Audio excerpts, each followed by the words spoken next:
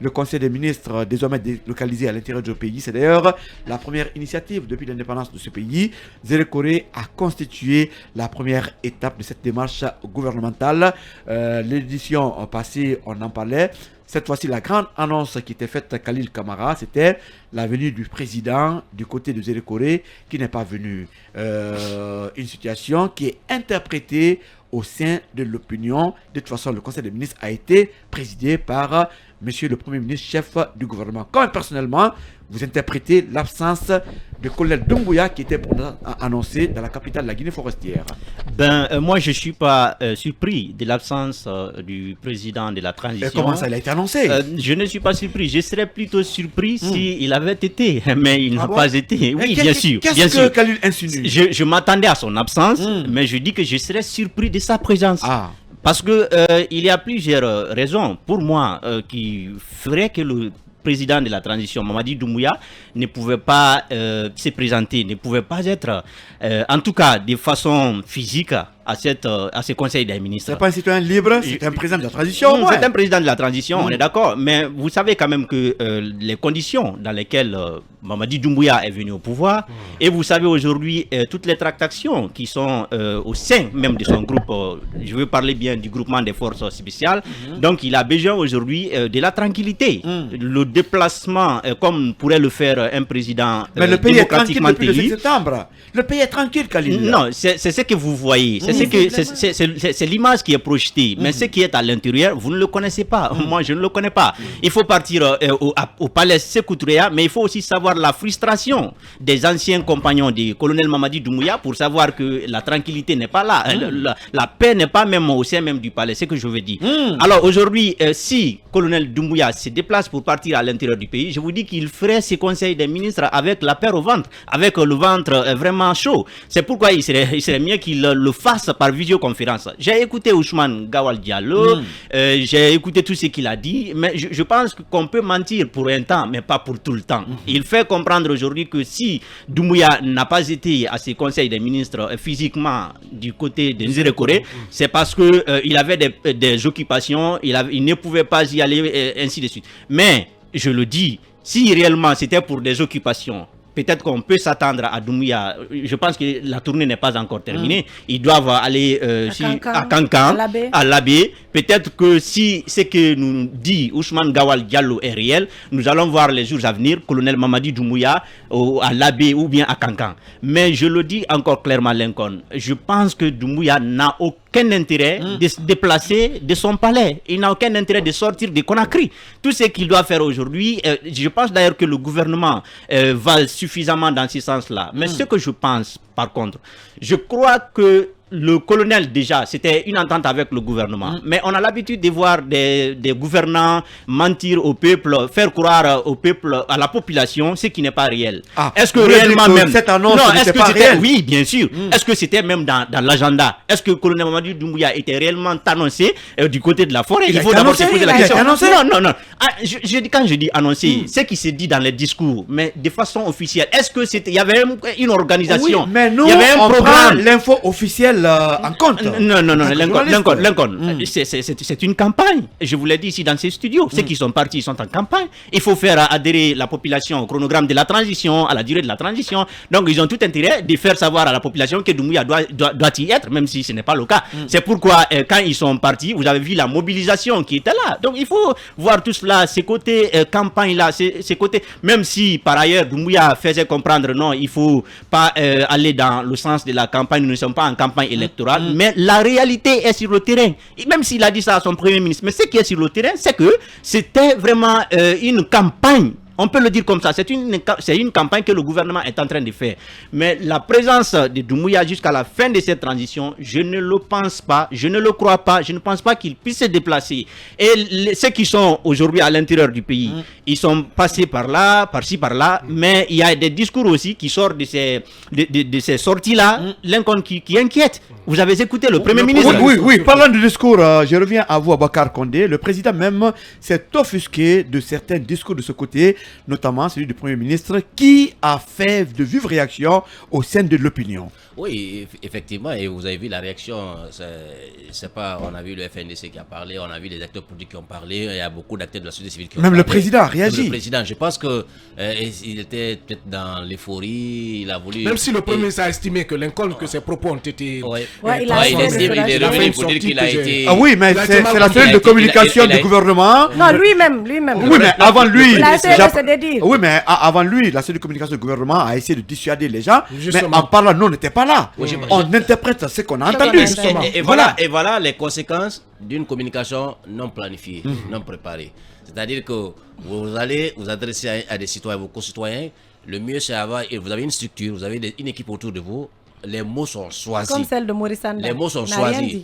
Mais maintenant, si vous venez à la volée comme ça, vous parlez le populisme, vous voulez avoir adhéré les gens, et après vous parlez, après ça passe, et puis vous êtes obligé de venir vous de dire encore, vous devez revenir pour bâtir ce qui est arrivé. C'est arrivé à Maurice Sanda, c'est arrivé ou même au président de la République, on a vu Alpha Condé. Même à Ousmane Gawal. Ousmane Gawal, voilà. Même au collègue Doumbouya. Donc, quand c'est pas préparé, ce sont les conséquences des communications. Parce que les gens refusent de se faire entourer par des pros, refusent de se faire entourer, ils font appel à des amateurs, le clientélisme. Sinon, un homme d'État, un Premier ministre, pour faire une communication, ça se prépare en amont, ça se prépare avec une équipe, on sonde l'opinion pour savoir ce que l'opinion veut entendre, après on parle des discours, parce qu'il y a des réclamations de l'opinion. Quand vous partez dans une contrée, il y a un sondage qui est fait. Des réclamations sectorielles. C'est comme ça les pro-travail. Il y a un sondage qui est fait, on sait ce que les gens réclament, on sait ce dont les gens souffrent. Après, dans la communication, on essaie de répondre aux inquiétudes.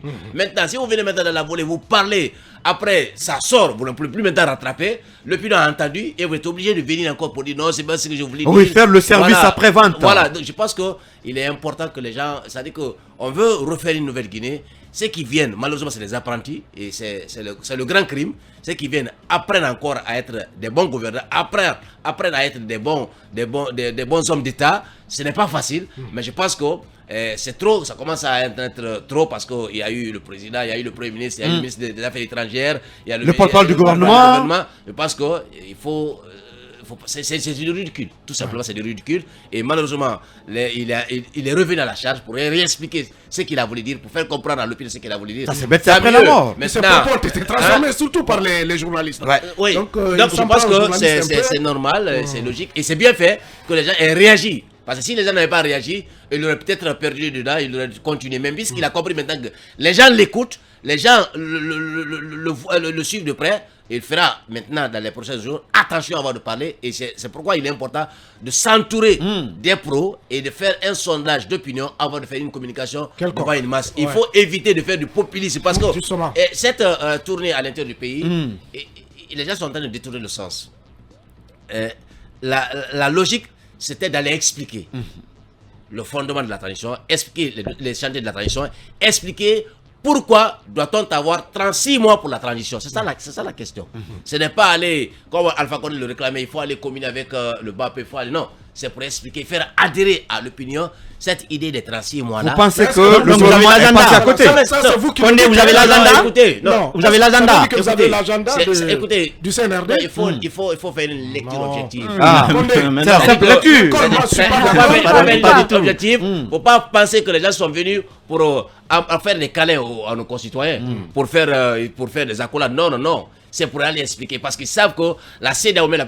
Ils ont demandé la range. Ils ont un autre deadline pour pouvoir peut-être analyser. C'est pour essayer de, si vous voulez, de transformer l'opinion. De qu'on pense que c'est pour contourner les nouvelles manifestations. Non, mais c'est pas...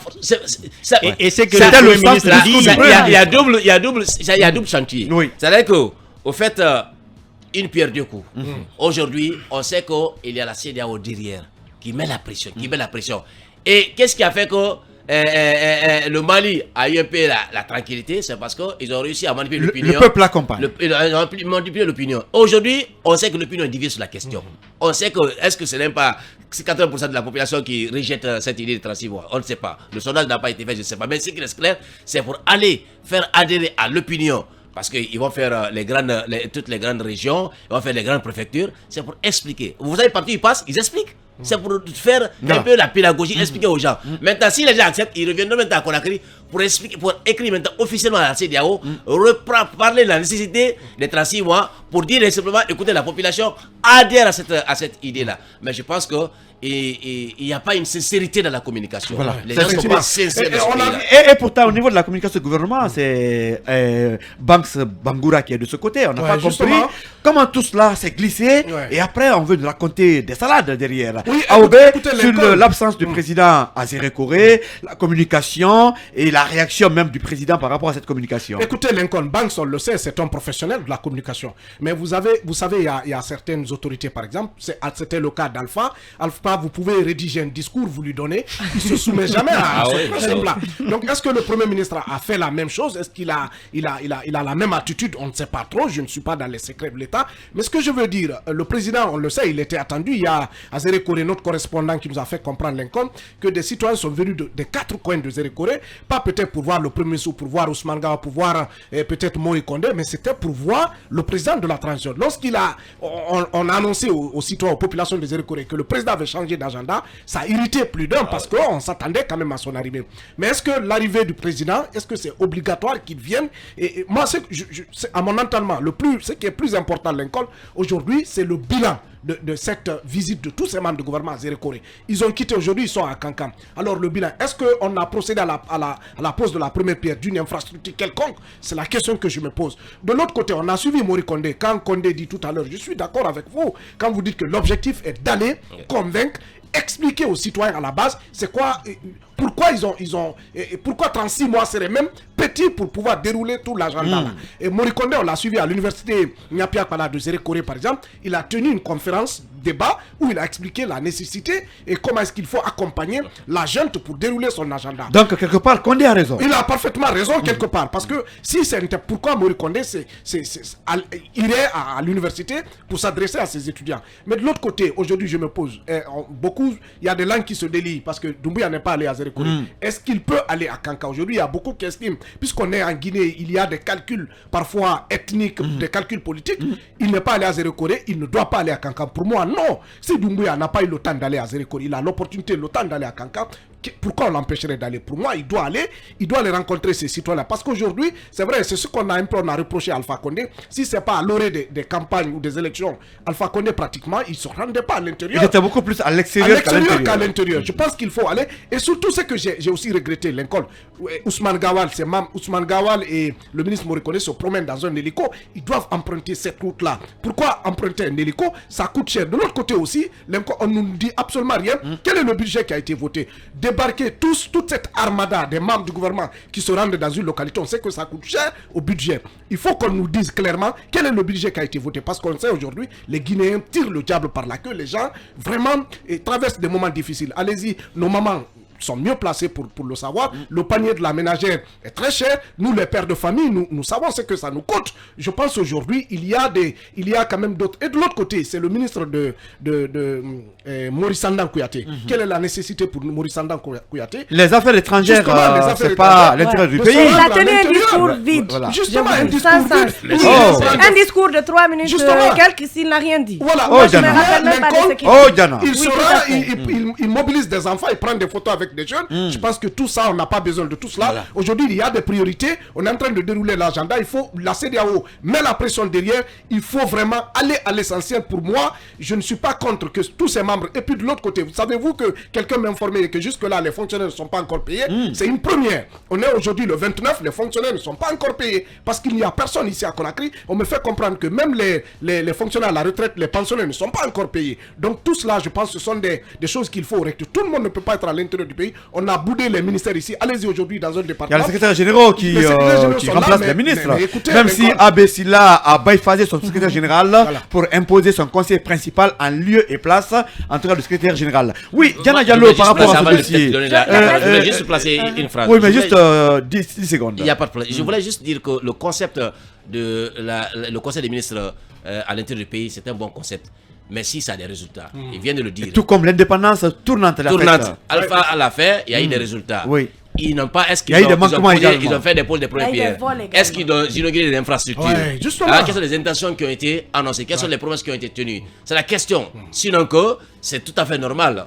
Quand Macky Sall l'a fait à Diamniadio, on est allé pour... Il y a eu des infrastructures. Une nouvelle ville. Une nouvelle ville. Nouvelle ville. Mais Doumbouya a créé quelle nouvelle ville à Zélékoré? Qu'est-ce qui a été construit? Est-ce qu'on a financé des initiatives de femmes? Peut-être que c'est en perspective. C'est pourquoi je le dis encore. Ne vous pressez pas. L'agenda, le motif, il est caché, il n'a pas été dit. Mais le motif réel, c'est de faire adhérer les populations à cette volonté de rester un mandat pour une transition. Est-ce que Diana partage cette fois-ci Ben, l'opinion tout à ou fait. l'avis de Boubacar Kondi? Tout à fait, je pense que c'est une fuite en avant et qu'ils sont déjà en période de campagne. Pourquoi? Parce qu'ils veulent vraiment rester au pouvoir pour terminer sûrement le mandat de Alpha Condé. C'est pas ce qui a été Autre dit. chose. Bon, Il parle de 3 ans maintenant. Vous savez, Ce n'est pas 5 ans ou 6 ans. Laissez-moi m'attarder sur ce qu'il a dit. Je pense qu'ils veulent préparer le soutien du peuple comme au Mali. Et parce que le 4 juin prochain, il y aura un sommet là, des chefs d'État. C'est même pas en visioconférence. Je crois qu'ils vont se rencontrer sur le cas de la Guinée, du Mali et du Burkina Faso. Donc s'ils ont un soutien populaire comme ils sont venus au pouvoir, je suis sûr qu'ils feront peut-être basculer de certaines décisions de la CEDEAO. Mais au-delà de tout ça, on va parler du volet économique dont il a parlé, du volet financier. Et le ministre du budget récemment nous disait qu'il y a un déficit dans les caisses de l'État et qu'ils sont endettés à 7,2 milliards de dollars. C'est pas petit l'argent, comme on le dit. C'est beaucoup d'argent. Comment on voit toutes ces Comme les Chinois, vous avez dit petit argent, beaucoup d'argent. donc, écoutez, aller jusqu'en forêt, par exemple, faire cette mobilisation qu'il y a eu, c'est sûr. Le président était attendu, ça c'est sûr. Mais je suis sûr aussi qu'il n'ira pas, même dans les prochains Pourquoi? Il n'ira ni à Kankan ni à Labé. Il y en a pourquoi? C'est pas un Guinéen, il peut pas se Parce que déplacer. peut-être qu'il a peur. Il a peur de qui? De quoi? C'est un militaire qui est allé à la mort au palais, qui ne peut pas refuser d'aller quand même à Tu vas pas manger ton piment dans ma bouche. On lui dira l'inconnu qui n'est pas à Zélékoré, il ne doit pas aller à Kankan. Non, il n'ira Parce qu'on pas, est dans je des suis sûr. considérations Non, malheureusement chez nous. maintenant, Peut-être que Diana continue travaille à la sur présidence. voilà. Oui. 2 minutes Il n'a pas pour mangé ton terminer. piment dans ma bouche, D'accord. mais je suis sûr qu'il n'ira pas. Peut-être parce qu'il n'est pas bien assis. Ou alors peut-être qu'il a peur de partir. Lincoln, je vous Ça, c'est mon assure, idée aucune personnelle. occupation ne pourrait empêcher colonel Mamadi Doumbouya d'être en Zélékoré s'il y avait la possibilité, s'il y avait la volonté. Allez, un aller-retour, oui, je pense que c'est possible. Mais maintenant, sur ce volet-là, pourquoi prendre tout... Vous savez ce qui se passe à l'intérieur du pays? On le voit sur les réseaux sociaux. On le voit partout. On sait qu'est-ce qui manque. Et d'ailleurs, le CNT était à l'intérieur. Ils ont fait une tournée. Ils ont dilapidé combien là-bas? Jusqu'en forêt. Aujourd'hui, le gouvernement est aussi en tournée. Pour quel but? Vous dépensez beaucoup d'argent. Vous dites qu'il n'y a pas d'argent. Et vous dites qu'il y a des dettes là aujourd'hui. Et les fonctionnaires n'arrivent pas à être Gawal payés. nous disait à un moment donné Et que la Gawal a banque dit que est c'est la pleine d'argent. première fois que la Guinée avait autant de sous à la Banque centrale. Et c'est pas vrai alors. Le ministre du budget est venu dire le contraire. Et pourquoi dilapider, utiliser cet argent-là, faire tout ce tour du pays là? Vous savez bien. Mais c'est les Guinéens qui en ont profité quand même. Ça veut dire qui ont profité de quoi? Les patrons Ce sont eux, d'hôtels, ministres, les voilà, vendeuses. exactement. Parce que eux, quand ils vont là-bas, à l'intérieur du pays, ils restent pas dans des cases. Eux, ils restent dans des hôtels, dans des grands hôtels ou dans des grandes résidences. Donc, qu'est-ce qu'ils vont à l'encontre? Ils vivent quoi? Qu'est-ce qu'ils vivent de... déjà, vous nous dites qu'ils sont au niveau des hélicoptères, là, mais ils ne savent pas ce qui se passe au niveau des routes. Donc, c'est vraiment une fuite en avant. Dites-nous vraiment pourquoi... Les opérateurs, parce que l'État n'est pas un bon Pourquoi payeur. ils sont là? Voilà. Pourquoi ils font cette campagne-là? Pourquoi? Ça, c'est Merci à Diana Diallo, journaliste indépendante, Boubacar Condé du groupe Sabari FM à la radio, Khalil Kamara du site Khalil News et Nostalgie et Aobe Amadou Ribari de la maison film groupe Fréquence Média. Merci à Sana Diaouné pour la mise en onde et grand merci également à Ibrahim Assila, grâce à qui notre communication est passée sur les réseaux sociaux.